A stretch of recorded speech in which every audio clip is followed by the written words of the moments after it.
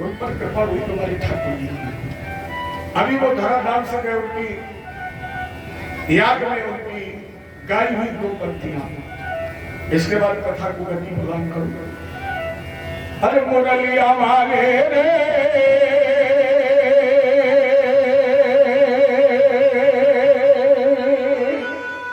संवरिया प्यारे रे, अब तो हो जा,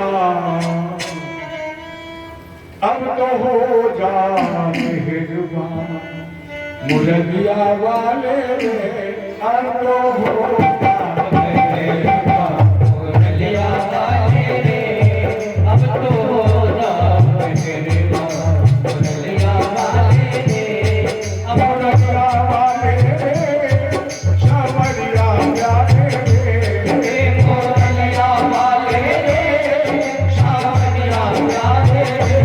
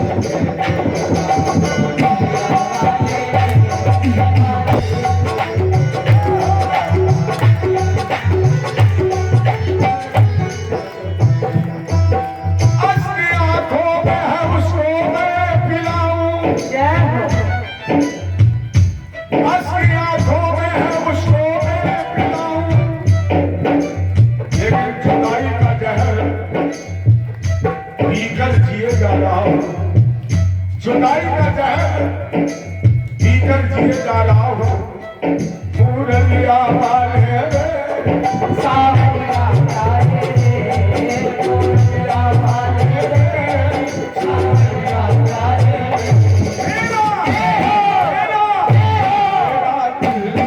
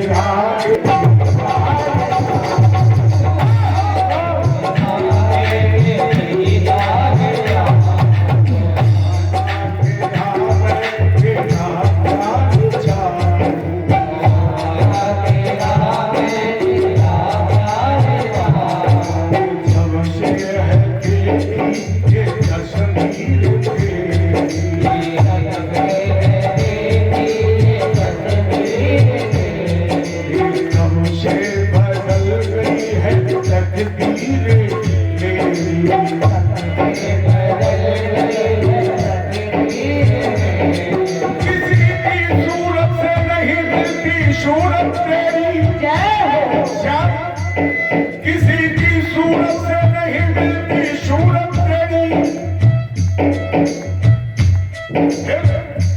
हम जहां में तेरी तस्वीर लिए बैठे क्या रे, शबनम से क्या फूल खिले,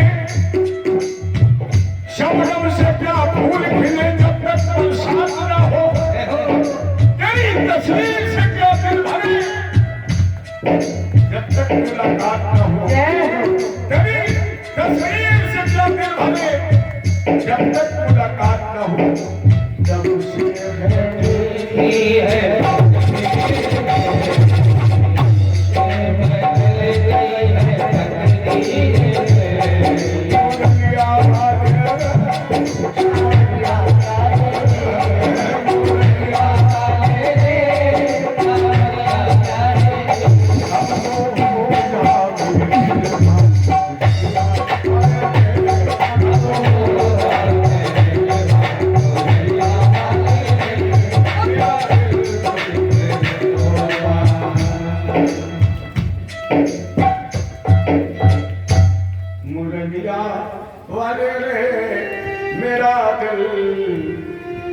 अगर नाम की बात छोड़ो, कैलेंडर में कृष्ण का चित्र देखा है, कहीं सीधे दिखाई पड़े, शायद कहीं सीधे मिले न, 3 जगह तो टेढ़े हैं।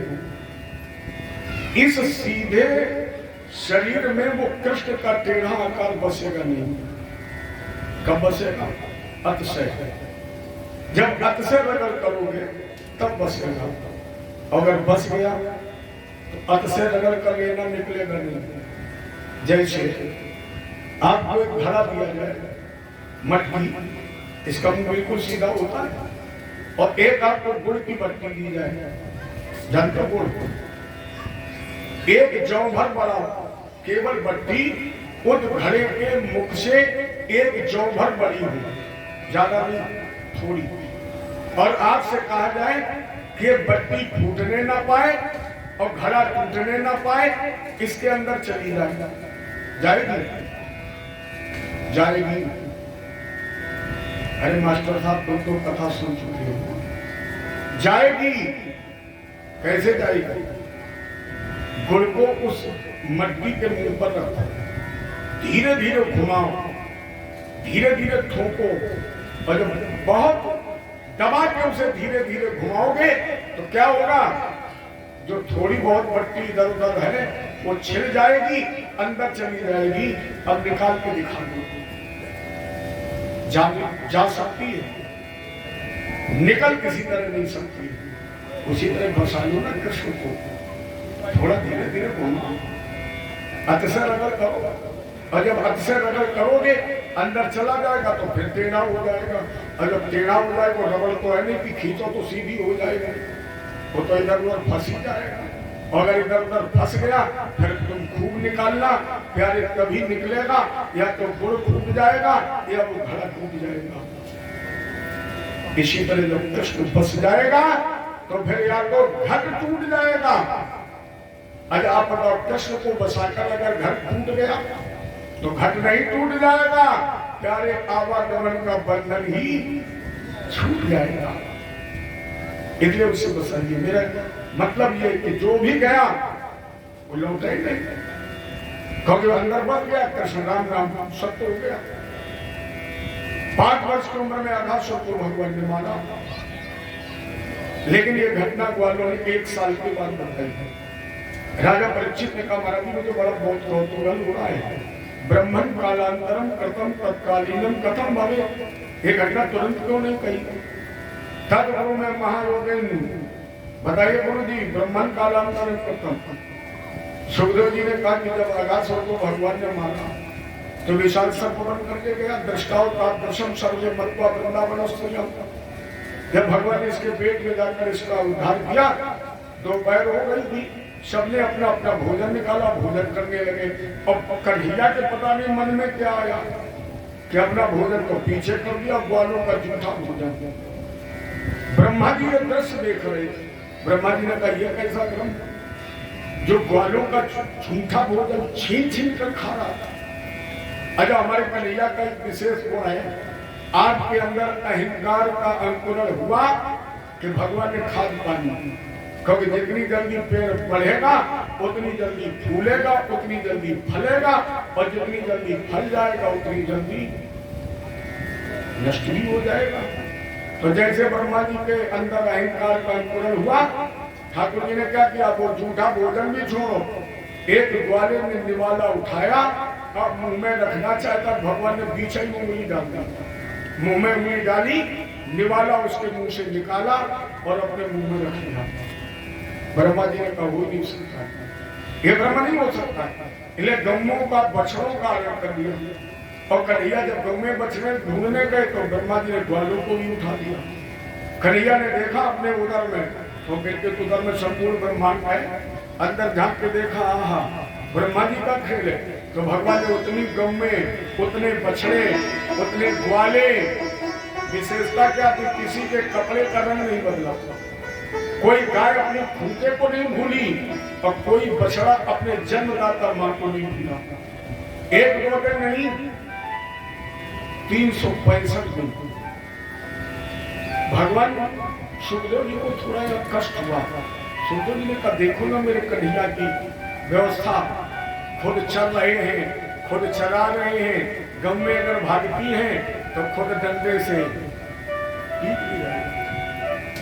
365 दिन के बाद ब्रह्मा जी ने सोचा, देखें अब ब्रह्म का ढोंग रचाने वाला कृष्ण क्या कर रहा है ब्रज में, और जैसे झांक करके देखा, ब्रह्मा जी ने तो खमसा 365 दिन सानी चारा भूसा में लगे रहे, नीचे उतर करके गए, कन्हैया के पैर पकड़ लिए और ब्रह्मा जी को मनाने के लिए 40 श्लोक भागवत में गए। अब विशिष्ट बात क्या है, अभी थोड़ी देर बाद आप गोवर्धन पूजा की कथा सुनेंगे, बहुत बार सुनी है। गोवर्धन पूजा में इंद्र ने क्या किया, ब्रज को बहाने की कोशिश, जो ब्रज को बहाने की कोशिश कर रहा है, अपराध उसका बड़ा है या ब्रह्मा जी का बड़ा है? बस अपने विवेक से निर्णय ये करना है कि इस ब्रह्मा के मोह में अपराध ब्रह्मा जी ने बड़ा किया है कि इंद्र ने अपराध बड़ा किया है। जैसे रामायण में अगर आपसे पूछा जाए, अपराध जयंत ने बड़ा किया है कि रावण ने किया है? रावण से बड़ा अपराध जयंत ने किया है, क्योंकि रावण माता जी को ले गया लेकिन सुरक्षित रखा, और जयंत ने क्या किया, जानकी जी पर हमला, सीता चरण चोट भागा, और भगवान ने क्या किया, जयंत को छोड़ दिया और रावण को समूल। क्यों? रावण चूंकि विद्वान था, ज्ञानी था, भगवान ने कहा ज्ञानी अगर अपराध करेगा और उसे दंड न दिया जाए, समाज का, ये तो कौवा तो चांडाल योनि में आता है, कौवा पक्षियों में चांडाल योनि में आता है, और एक मूर्ख अगर मान लो कोई पागल आ जाए उधर से गिट्टी फेंक दे तो क्या करोगे, भगाओगे, भाग जाओ। और अगर कोई विद्वान पढ़ा लिखा उधर से तिनकौ फेंक दे तो मैं समझ सब लोग छूटोगे, देखो कितना मूर्ख है। वही स्थिति यहाँ है। मेरी दृष्टिकोण में ब्रह्मा जी से बड़ा अपराध इंद्र ने किया है। इंद्र का अपराध बड़ा है, क्योंकि इंद्र ने तो ये घोषणा कर रखी है कि सारे ब्रज को नष्ट नाबूद कर दो, सारे ब्रज को बहा दो। तो जिसने ब्रज को बहाने की कोशिश की, अपराध उसका बड़ा है। और ब्रह्मा जी ने जरूर गौओं बछड़ों का हरण किया, लेकिन एक साल उन्हें कोई कष्ट को नहीं दिया, उन्हें सुरक्षित लेकर के भी आया। और भगवान ने क्या किया, इंद्र पर प्रसन्न हो गए। जिसने ब्रज को बहाने की कोशिश की उस पर प्रसन्न हो गए, और जिसने इनकी गौओं को एक साल तक घास खिलाई, उसे 40 श्लोकों में ब्रह्मा जी को मनाया। प्रसन्न होना तो दूर, ब्रह्मा जी की तरफ मुड़ करके भी नहीं देखा। ये क्या छोटा अपराध है, भगवान ने उसकी तरफ मुड़कर नहीं देखा। और जिसने इंद्र ने कृष्ण के अस्तित्व को नकार दिया, भगवान को सिर्फ प्रसन्न हो गए। क्यों? एकमात्र कारण, भगवान ने कहा अपराध तो तुमने बहुत बड़ा किया है, लेकिन उस अपराध में तुमने मेरा एक हित किया है। क्या हित किया है? भगवान बोले तुमने 7 दिन और 7 रात के लिए भक्त और भगवान को एक कर दिया। जो भक्त और भगवान को मिला दे, इससे बड़ा और भक्त कौन हो सकता है? इसलिए भगवान ने इंद्र को क्षमा कर दिया। क्योंकि भगवान ने कहा 7 दिन 7 रहते हो, 7 रात में अलग हो जाते, रात में तो अलग रहना है। ब्रह्मा जी को इसलिए भगवान ने प्रसन्न नहीं हुए। भगवान ने कहा तुमने सुरक्षित तो रखा, लेकिन 1 साल के लिए तूने भक्त को भगवान से अलग कर दिया, और जो भक्त को भगवान से अलग कर दे, मेरी दृष्टिकोण में इससे बड़ा कोई अपराधी नहीं हो सकता है। ये भगवान ब्रह्मा जी पर प्रसन्न नहीं हुए। मैंने भक्त और भगवान को मिलाने में अगर अपराध नहीं हो रहा है तो भगवान को उससे प्रसन्न है। ब्रह्मा जी ने स्तुति की, नौमी जते भवपुषे तदम्बराय अगुंजावकंश पर पिच्छल समुखाय वन्यस्रजे कवल वेत्र विशाल वेणु लक्ष्मस्त्रिये मृदुपदे पशुपंखजान। इधर स्तुति कर रहे भगवान। अब उधर कन्हैया जी ब्रह्मा जी पहुंचते, इसके पहले ब्रह्मा जी का रूप बना दिया। अब ब्रह्मलोक में पहुंचे, द्वारपालों से कहा देखो हम जा रहे हैं अंदर। आजकल भारत में बहुत नकली ब्रह्मा घूम रहे हैं, इन्हें सावधान रहना। अंदर चले गए और ये ब्रह्मा जी भगवान की स्तुति करके ब्रह्मलोक में गए।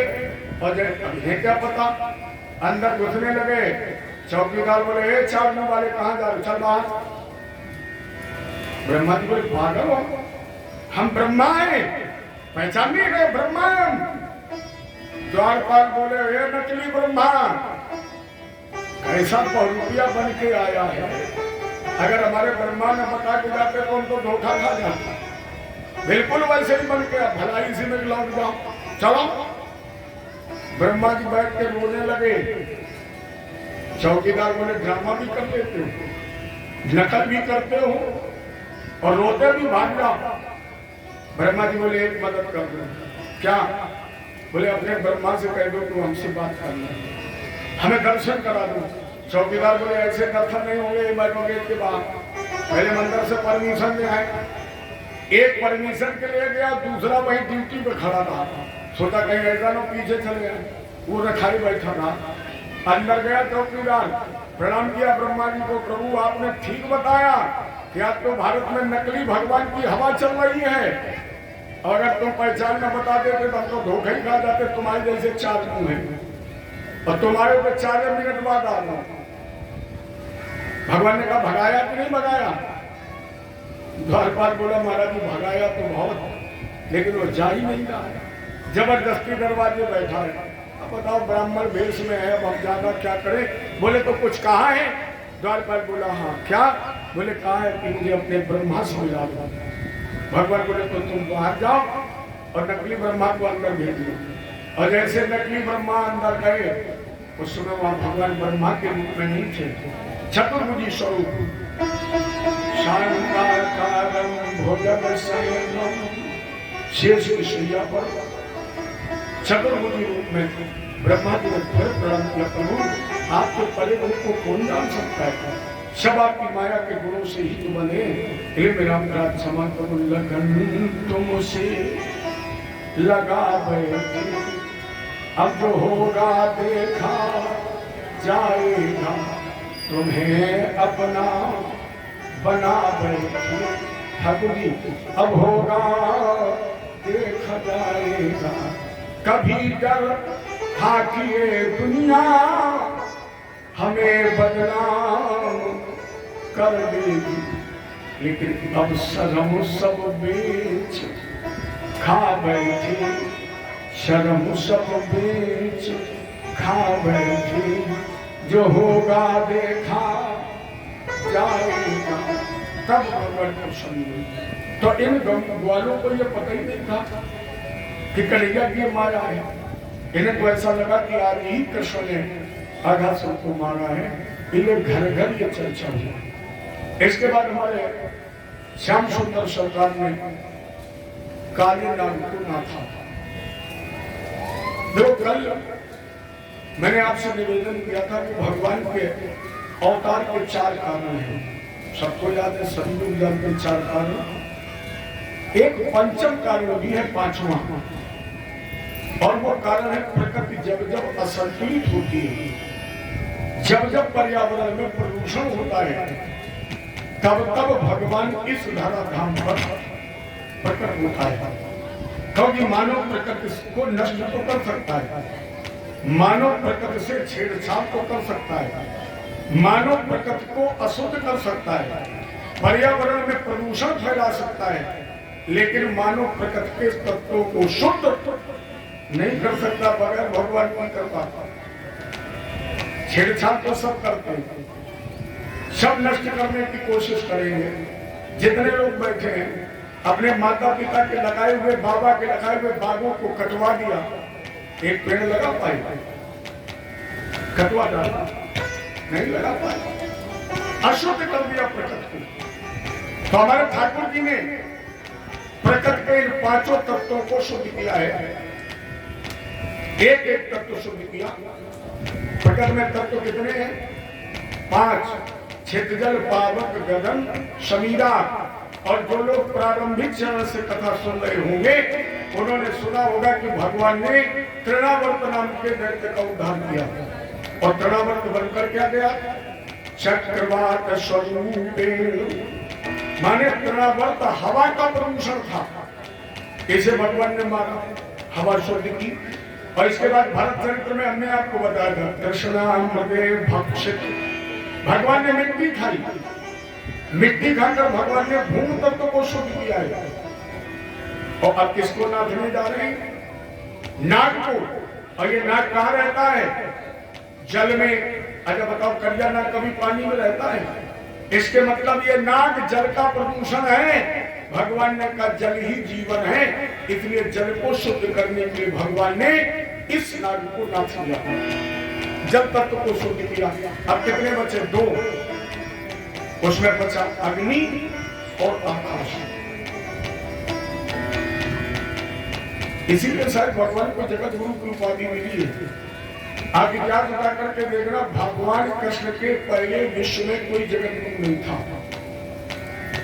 पहले केवल आसन की पूजा होती थी। उस जगत गुरु के आसन पर सबसे पहले बैठाला गया भगवान कृष्ण को, क्योंकि कोई ऐसी विधा, कोई ऐसी कला, कोई ऐसा ज्ञान नहीं था जिस पर भगवान कृष्ण को महारथ हासिल न हो। जगत गुरु का पद किसे मिलता है? जिसको हर विद्या का ज्ञान हो। और भगवान कृष्ण अपने आप में ऐसे विलक्षण जगत गुरु हैं, जो चोरों के भी गुरु हैं, ईमानदारों के भी गुरु हैं, भगवान योगियों के भी गुरु हैं, तो ये भोगियों के भी गुरु हैं। भगवान अगर वीरों के गुरु हैं तो भगवान फिर कायरों के भी गुरु हैं। भगवान नाचने वालों के भी गुरु हैं तो भगवान नचाने वालों के भी गुरु हैं। ज्ञानियों के भी गुरु हैं तो भगवान अज्ञानियों के भी गुरु हैं। कोई ऐसी विद्या नहीं, कोई ऐसी कला नहीं। वीरों के गुरु जिन्होंने 17 बार जरासंध की 23 अक्षरी सेना का संहार किया। और कायरों के गुरु क्यों है? वही जरासंध के सामने 18वीं बार भगवान युद्ध मैदान छोड़कर भागे और पानी में घुस गए। कायरों के भी गुरु है। ईमानदार कितने हैं जिन्होंने जामवंत को पराजित करके स्मंतक नाम की मणि लाकर सत्राजित को दे दी। और चोरी की कथा तो भी आप सुनी गए थे, जिन्होंने सोना चांदी छोड़ा, दही और दही चुरा के खा ली। कोई ऐसी विधा नहीं। योगियों के गुरु हैं जिन्होंने महाराष्ट्र में गोपियों के अंग प्रत्यंग का स्पर्श करने के बाद काम को कुचल दिया। और सुखदेव जी को कहना पड़ा योगेश्वरेश्वरेण कृष्णेन। कैसे? बोले योगेश्वरेश्वरेण। केवल कृष्ण योगेश्वर नहीं है, योगेश्वरेश्वर है, माने योगियों के गुरु हैं। और भगवान के विवाह कितने हुए? 16,000। 108। तो भगवान अगर योगियों के गुरु है तो भोगियों के भी गुरु है। कोई ऐसी कला नहीं है। तो भगवान कृष्ण राजनेताओं के भी गुरु है। अति संयोग तो नहीं अगर ये कहा जाए कि कृष्ण ने राजनीति पैदा की है, कृष्ण से राजनीति जन्मी है। और नहीं तो सोचिए क्या भगवान कृष्ण पहले गर्भ से आकर कंस को नहीं मार सकते? अरे जिसके लिए रोज पढ़ते हो रामायण में भगवत विलास तो न हुई, अगर वो चाहता तो उसे आना भी नहीं पड़ता। लेकिन 6 गर्भ तक प्रतीक्षा क्यों की कृष्ण ने? राजनीति है भगवान कृष्ण ने सोचा अगर देवकी के प्रथम गर्भ से जाकर हम कंस को मार देंगे तो मथुरा के लोग क्या कहेंगे? क्योंकि कंस देवकी को बहुत चाहता है, तो लोग हम पर दोष लगाएंगे कि कृष्ण ने गलत किया। लेकिन वही कंस जब मथुरा में अपने प्राण प्रिय बहन देवकी के बालकों की हत्या करेगा और इसके बाद जाकर हम कंस को मारेंगे तो मथुरा की सारी प्रजा की हमदर्दी मेरे पक्ष में होगी और लोग कहेंगे कि कृष्ण ने अपने माता पिता और अपने भाइयों की मृत्यु का बदला ले लिया, हम पर कोई दोष। ये राजनीति भगवान। अच्छा, काले नाग तो भगवान नाथ रही, आज बलराम भैया साथ में नहीं लाए बलराम जी को। क्यों? ये भी भगवान की राजनीति। इन्होंने सोचा आज हम नाग को नाथेंगे, नाग पर हमारा दमन चक्र चलेगा। और बलराम जी अवतार किसके हैं? शेष जी के। माने कहीं बलराम जी ये न सोच लें कि कन्हैया हमारी बिरादरी पर, और बिरादरी के प्रति अगर प्रेम हो गया तो फिर मानस में लिखा गया है जब जग दारुण सुख नाना, और सबसे कठिन तो कहा भैया भैया में ठन जाए। और जब सामने नहीं होंगे पीठ पीछे 2-4 घूसा थप्पड़ चल भी जाएगा। ये भी भगवान ने राजनीति की। आगे महाराज का प्रसंग है, भगवान कृष्ण ने शंकर जी की अगरबत्ती लगाई है। क्यों? ये राजनीति थी भगवान की। जानते थे कि अगर कामदेव मेरी पार्टी में बैठ जाएगा, शंकर जी अगर हमारी पार्टी में बैठ जाएंगे तो कामदेव के लड़ने की हिम्मत पड़ेगी। अरे बताओ, तुमसे तो जोरदार दुश्मन हो, जो तुम्हें 2-4 बार हरा चुका हो, अब तुम जिससे लड़ने जा रहे हो, तुम्हें हराने वाला व्यक्ति उस पार्टी में पहुंच जाए, तुम्हारी हिम्मत पड़ेगी लड़ने की?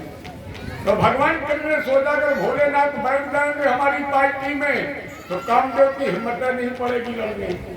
और अगर मान लो लड़ा भी तो हमें थोड़ी अगरबत्ती प्रसाद चढ़ा दे, पूछ लेंगे भोले बाबा से कि कामदेव कैसे मरेगा, कामदेव कैसे, तो इसके पास तो दांव है। तब से तीसर ने उघाड़ा तो शंकर जी इशारा कर देंगे और हम कामदेव को जीत लेंगे। ये राजनीति है भगवान की। और आगे चलकर जब भगवान कृष्ण ने कंस को मारा है, यहाँ भी राजनीति है। भगवान कृष्ण ने राज्य सत्ता स्वीकार नहीं की, जबकि बच्चा बच्चा ये चाहता था कि मथुरा के राजा कृष्ण बने, लेकिन भगवान ने सत्ता स्वीकार नहीं की। क्यों? भगवान जानते थे कि हमेशा सत्ता के विरोधी पैदा होंगे।